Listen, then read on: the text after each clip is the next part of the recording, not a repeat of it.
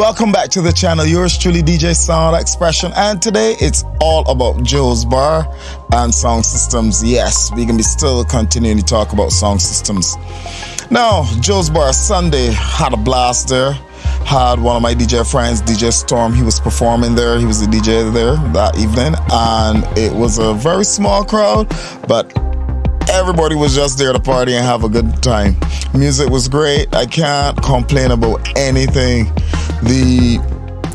Everything about the venue was really cool. It was on the beach, Carlisle Bay, really fantastic sunset. Hey, it's Barbados. Come on, guys. It's Barbados. Right. And as I say, great music right through from the get-go. So the thing that I've noticed that DJ Storm did in this situation, it was not about mixing or anything like that. It was about just playing the right song at the right time. What this audience wanted to hear. What am I going to play for them that they would be in a frenzy and have a really good time? And that's all it was. Great songs at the right time. Sometimes you can overmix, where mixing sometimes is not necessary. People just want to hear the song play, and then you could just put on another song. You have to balance the two and understand which audience you're standing up in front of and performing for. That's something that's very important. The system that he was using, very simple. He was using a tablet, which was the iPad. Almost forgot that word just now. iPad. Then he had a record box controller, a 2-channel, which connected to the iPad. And from there, he went into a Novik mixer, which went into the speakers, which was the Turbo Sounds 15 with a horn and subwoofer separately. That system played very, very well. I can't complain about that at all. Really clean sound. It was not a massive system, but it covered the space. And the same way I was saying in my last video, sometimes you just have to understand where to position things, how to get the best out of your system, because you don't need a massive system for certain things. Trust me, we like to just got the power because we know we can have the power, but sometimes less is more. And right songs at the right time, it was great. I really enjoyed myself at that event, and which had me thinking about the equipment and stuff like that, the cost of equipment in Barbados in comparison to the rest of the world. Because really and truly, as a DJ, we are all competing, DJ, song engineer, we are competing for the next event, whether it's here in your own hometown, or whether it's across the ocean or in another state, another country, or whatever the case is. And equipment is another situation, because like Barbados, when we order equipment, let's say we get it from our top stores, which is A&B Music Supply, Music and Echo. Shout out to all the guys at A&B Music Supply. A&B Music Supply, Music and Echo. Shout out to all the guys over there. Linda's Disco, West Riley Electronics. Shout out to all these guys. These guys do a fantastic job in providing Barbados with really good equipment and stuff like that. But on the other hand, now, when we look at the flip side of the coin, these guys are doing the best to get the best prices in and stuff. So the thing about it is that when we purchase an item, let's say a controller, a mixer, if you see, let's just use some small figures for now so that you all can get the gist of where I'm going with this and the understanding of what I'm going to be talking about. If we purchase, let's say, a controller from the States for, let's say, $500, small little 2-channel, let's say it's $500. In America, the people will just pay $500, take it home, start to play. That's $500. But when we purchase it now for the same $500, we then have to worry about shipping and handling, taxes and other duties. And then plus too, you have to also think about the profit margin for the entity so that they could continue running their business. You know, so which makes things pretty pricey in Barbados. That's the honest truth. It's sometimes be a bit pricey.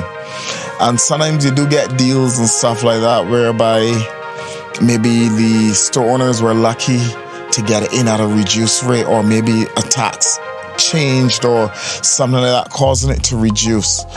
You know, so sometimes you could end up paying about 2 or 3 times the amount. And that's why I don't cry down anybody with any sound system at all, because really and truly, especially in Barbados, we are not a manufacturing company. We don't make these equipment or anything. They always have to come across some form of a pond, whether the Atlantic, the Caribbean, wherever direction you gotta come across the pond. That's the honest truth.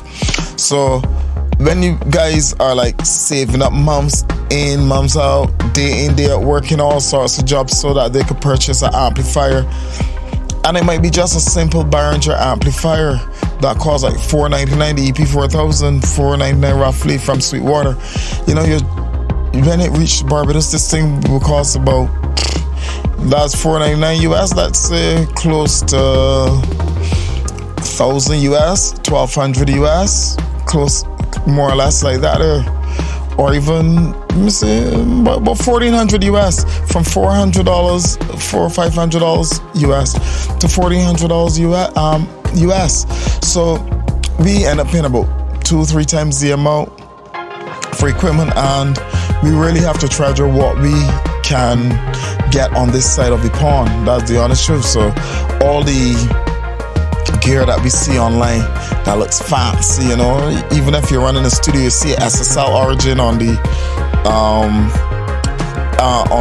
websites and stuff like that. You say, boy, 50,000, boy, we like to buy that. But by the time the taxes and duties hit that, you will do a backflip, somersault, and just walk away and just say, oh boy, that's a bit too hot for me.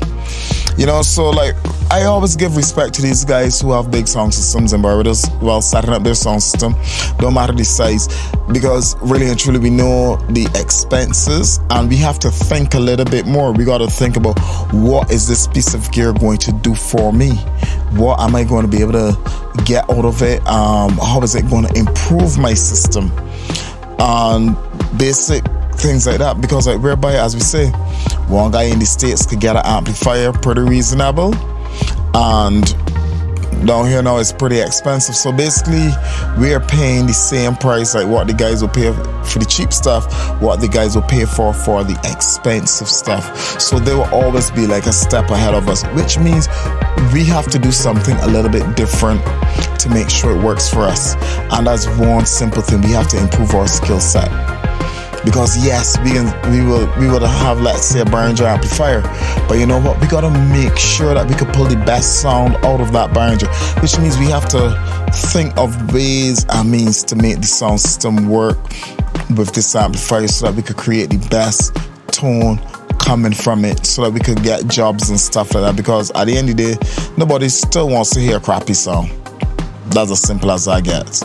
So we still have to look at our budget. We got to look and see what's really going on, and then on top of that, you have to look at the pay trade too. What are events paying? How much would I be paid for this next event if I purchase this amplifier? Is it really worth it? Should I see if I find something else cheaper that could still get the job done but might not sound half as good? You know, so you got to be asking yourself all these questions. If you're going to spend, like, let's say $1,400 US on an amplifier in the States, well, you would see the best you could get for your 14, but for us, we spending $1,400 down here.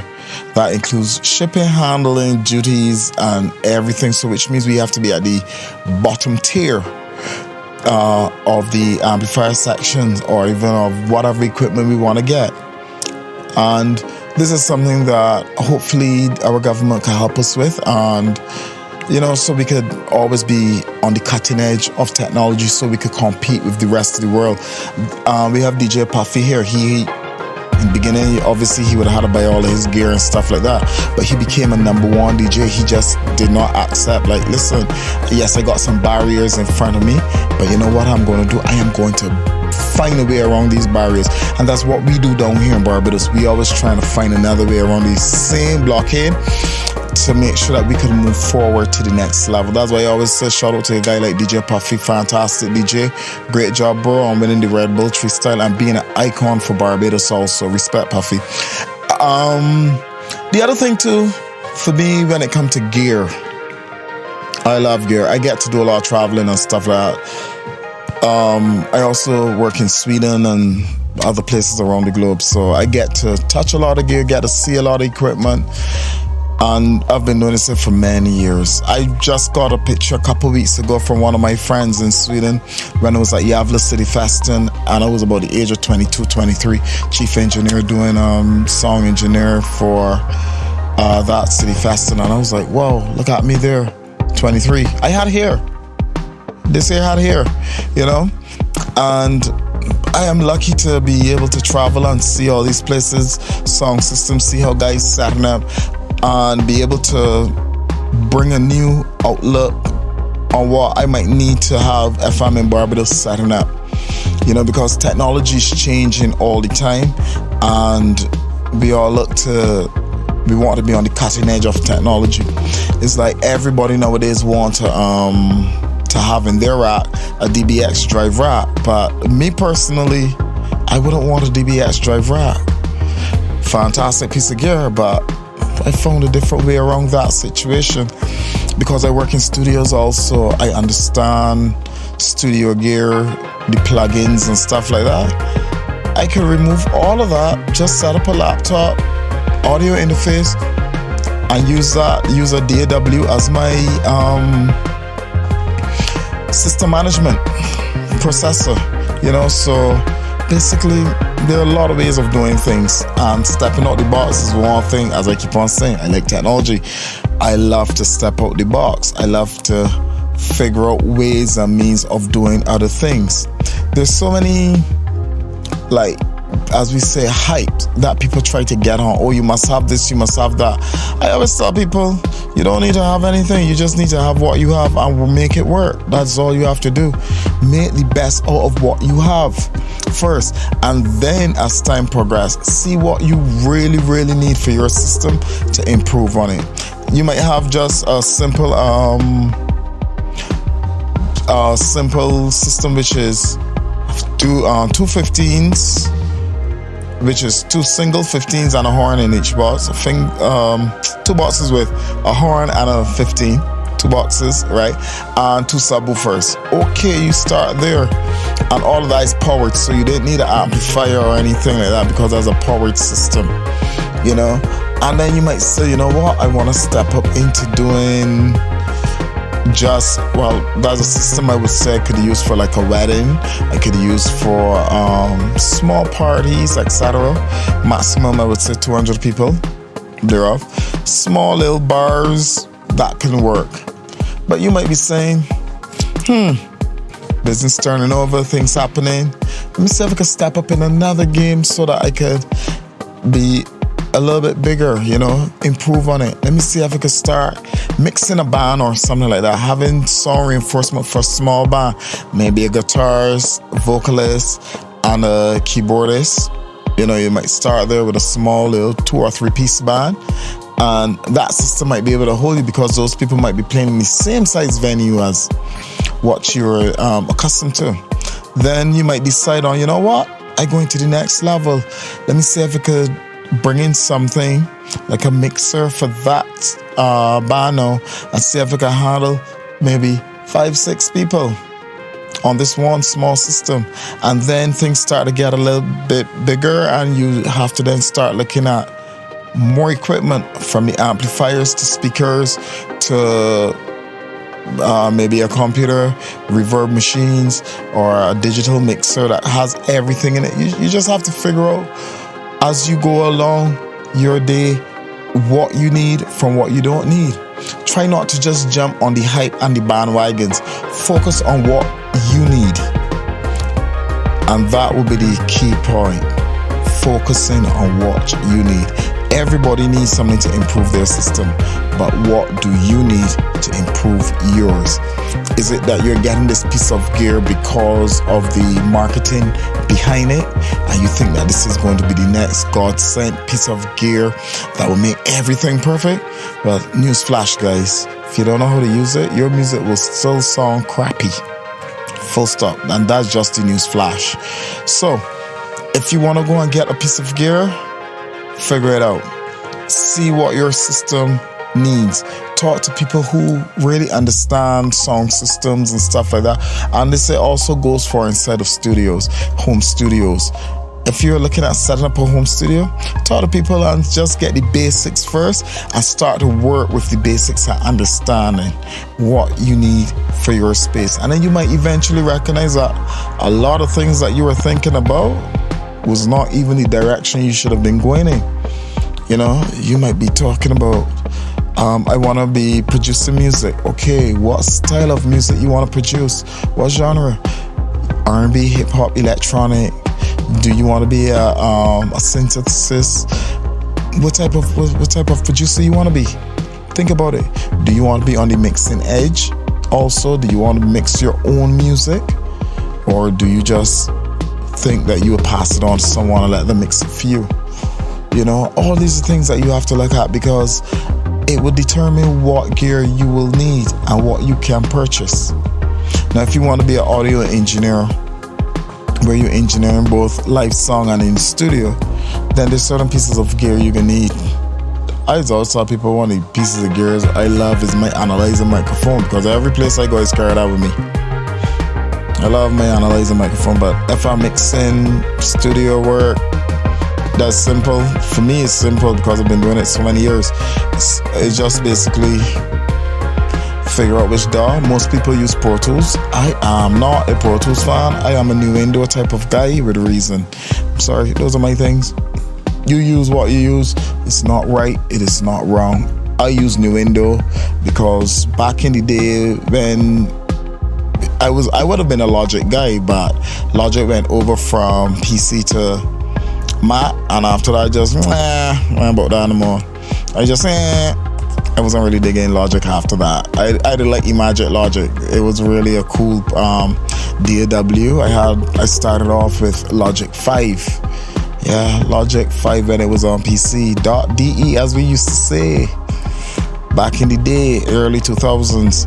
And then Reason, when Reason came out, Reason 1, I was in Sweden and I got it as a DJ when I was a DJ just starting off. My friends introduced me to it. Guys like Udle, respect Udle Abdi, respect. Alright, all those guys, even Duke Beats, you know, all the guys from up there, Face and Same One and everyone. I always got a shout out in Yavla. The whole 026 crew, gotta respect 026. Love it. They helped me out a lot.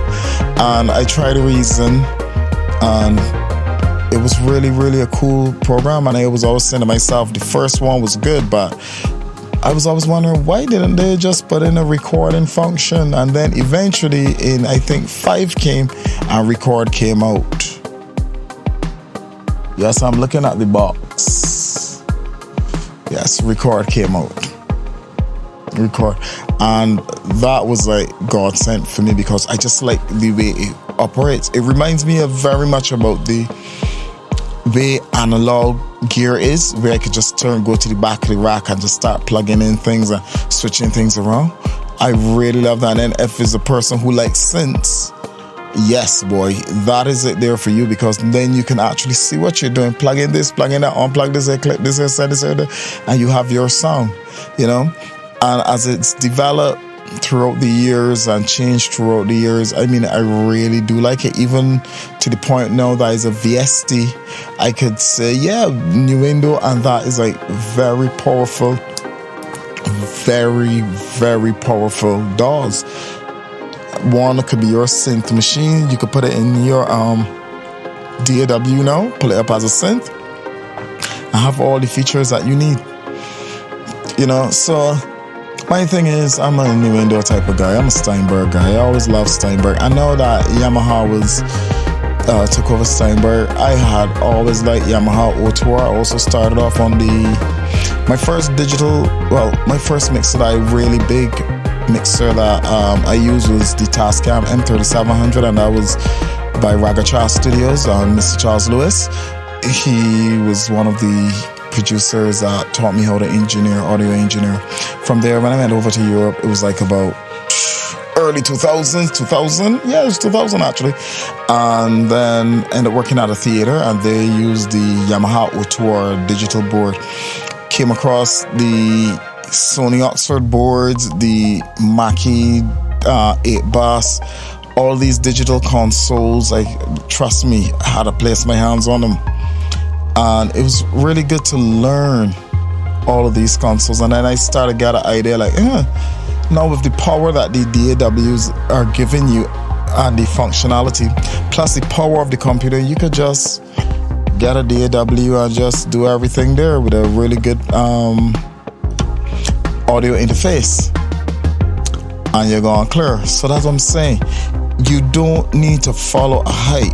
The hype does always look cool because marketing, these people need to sell products. Yes, you still need to buy product, but look at it from this perspective. You need to know what you need for you, not for nobody else. Focus on you. And when you're going to purchase an item, sit down and think hard. Don't use, as we say, confirmation bias and believe that this is the end all. Why are you really buying this piece of gear? Is it to make your song quality better? Is it going to make things easier for you to operate? What is it? What is it? Why are you using it? Ask yourself a few questions. Go through everything from the top to bottom. Do you really need this piece of gear, or could you invest the money in another piece of gear that will even give you better results? You know, so it's things like that. Don't be saying that you need a crossover on this and the third and the fourth. Yes, you need I have an analog crossover, so that's why my sound doesn't sound good. No, dude, your sound doesn't sound good because you don't know how to set the crossover properly. Simple. And maybe the boxes that you're using, you're not driving the right amount of wattage towards them, and things might not be in there wired properly and stuff like that. So sometimes you have to even look at the mechanics of the gear that you're using. Something might be out of phase or whatever the case is, or maybe the microphones that you're using, they're not as good as you thought they were. Sometimes you might just have to go and borrow a microphone and then come back and then wait. I borrowed this microphone and trying it out on this system, and the system sound really good, but my microphone, okay, it seems like my microphone might be the weakest link. You know, so all these are little things that you have to look at when you're setting up a system, and this is for studio and this is also for life. You have to look at all these little details. What is going to give you the best end result? That's one thing that I always tell people I like plugins for, because you got to try the hardware before you actually can purchase the hardware. You got to understand of how the hardware operates in before you go and spend like $2,000-$3,000 on purchasing it. And that's the beauty about software. So you got to find what's going to work for you and just go for it. With all the gear and technology that is out there, and it's becoming better and better and better, there's no one size fit all to solve the problem. There's so many things, so many types of gear that you could use that is amazing. You don't even need a mixing console nowadays. Most people just setting up a lot of preamps, different compressors, and that's their mixing console. A few EQs with a preamp, and that's their mixing console, and they're mixing through and getting fantastic results. But the thing about music, I would always say, is the knowledge of it. That is the most important thing, because if you don't have that knowledge base, and I don't just mean going to university, because yes, you will go to university, you will learn, did all of that university thing and stuff like that. I've been there, I've done that. But if you don't open your mind to the real world and see what is going on in the real world, yes, the university will take you so far, but real life experiences, let me explain the real life experience to you. I could give you a book to read about swimming. Yeah, there's all these straws, how to swim and thing. Yes. But when I toss you in the ocean and that 8-foot shark, they're so loitering, and you've never read anything about that, I don't think you're going to have enough time to go and research that 8-foot shark. And you don't want to be in that situation. Life experiences is one of the best things when it comes to music to me. You can go to university, yes, it helps a lot. It helps you get a certain way. But at the end of the university, nearly every university graduate will tell you this, sir, it don't matter which field it is. When they reach the world of work, it's be a different ball game altogether. You then have to start thinking a little bit different, seeing how maybe this company does things and stuff like that. And it's the same way with a sound system too. You could do all the university studies and stuff like that. If you don't have that real life experience to know that, hey, oh, this thing is feeding back. Okay. Let me just tilt the monitor a little bit more to the left, away from the microphone or something like that. A simple thing, and then all the feedback gone. You know? So if you don't get that real life experience, that is what will beat you straight down to the ground all the time. So always remember, when you're purchasing your gear, knowledge, really try to figure out what is the problem you're trying to solve. That's the first thing. If you're going to buy a compressor, why are you buying a compressor for? What do you think this compressor is going to do? Who told you that it's going to do these things? Is it really true that it's going to do these things? You ask yourself some questions, and then you can make your decision on what your purchase should be. What is the weak? Always ask yourself one basic question for me is, what is my weakest link? And solve that. And see how that improves everything for you. Because your microphone may be the weakest link. You might have a mixing board that has a serious buzz coming from it. That might be your weakest link. You might have an analog crossover that tuned correctly just sounds really good. No buzzing, no hiss, no nothing. But it just sounds good. Is that your weakest link? No, it might not be. You might have your amplifiers might not be powerful enough, but you might say, you know what? I want to go and get something else. But your weakest link is your amps. So you're going to have to look and see how you can adjust and make things correct before you even start looking at getting that next piece of gear. Know your weakest link and then improve on it. That's all it is. Because if you have your system, your tuning of the system might not be the best, but you thinking that, oh, if I buy a new driver app, oh, that's going to solve all your problems. No, it's not. No, it's not. Hell no, it's not. It's not going to solve your problems. You need to know what is really wrong with the system. Maybe your crossover points are not correct for your system. Maybe you don't understand how to limit. Maybe you don't understand how to compress. People be asking me, you can come over by me and set my drive rack? I'd be like, no. And they'd ask me, why not? You don't know this? I say, yes, I do. But where you want me to set it for your home? Is it a home theater system you're using or something? No, this is my sound system that's carried on the road. Okay, well, let me explain this to you carefully, Brother B. Every location you go to will sound different. So basically, if I set it home by you, those settings at home might not work on the road. And then from location to location, those settings, may go adjust something on it all the time. Nope. Ain't no one size fit all for that. So what I said I would do with him is something totally different. I would explain to you the functions of each section within the drive rack, which is more handy for this individual. Why? Because he then understands what each knob and button is doing and how it reacts with the music, which I think is much more handier, you know. So if he take it from here to Timbuktu and back, he could say, you know what, when I push this button, this is the page I'm looking at. Do I need it in this situation? Yes or no? And I'm the type of person, I like to explain things with scenarios, always giving a scenario as to why you would do something, so that the person will have a basic understanding of why they're doing what they're doing. And then by doing that, the next thing would be like, compressor, okay, do I need to compress? So I would explain to him when you need the compression and why, and the limiting, why you need the limiting and why, you know, so that when they finish setup, don't matter if they're in Timbuktu they could always get a good song coming out of the system.